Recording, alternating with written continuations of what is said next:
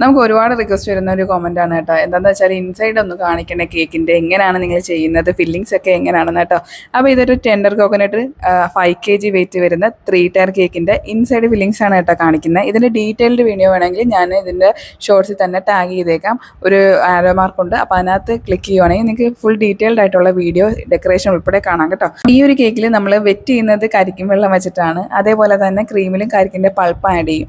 അതേപോലെ തന്നെ ഫ്രഷ് കരിക്ക് നമ്മൾ കുറച്ച് ഗ്രേറ്റ് ചെയ്ത് അല്ലെങ്കിൽ അരിഞ്ഞിട്ട് ഇങ്ങനെ ഒന്ന് കടിക്കാൻ കിട്ടുന്ന രീതിയിലൊക്കെ ഒന്ന് ആഡ് ചെയ്ത് കൊടുക്കും കേട്ടോ. ഇത് ഇത്രയാണ് നമ്മളുടെ ഫില്ലിങ്സ് വരുന്നത്.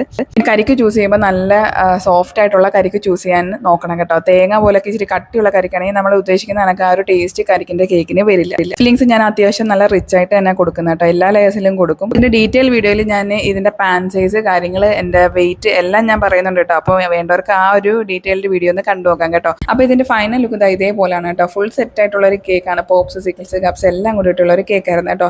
അപ്പോൾ ഈ വീഡിയോ ഇഷ്ടപ്പെട്ടെങ്കിൽ മാക്സിമം സപ്പോർട്ട് ചെയ്ത് തരണം. അപ്പോൾ സബ്സ്ക്രൈബ് ചെയ്ത് ആരും കാണുന്നത്. ഇന്നത്തേക്ക് ഇത്രയുള്ള വിശേഷം. നമുക്ക് ഒരു വീഡിയോ ആയിട്ട് കാണാം. അതൊരിക്കും ബൈ.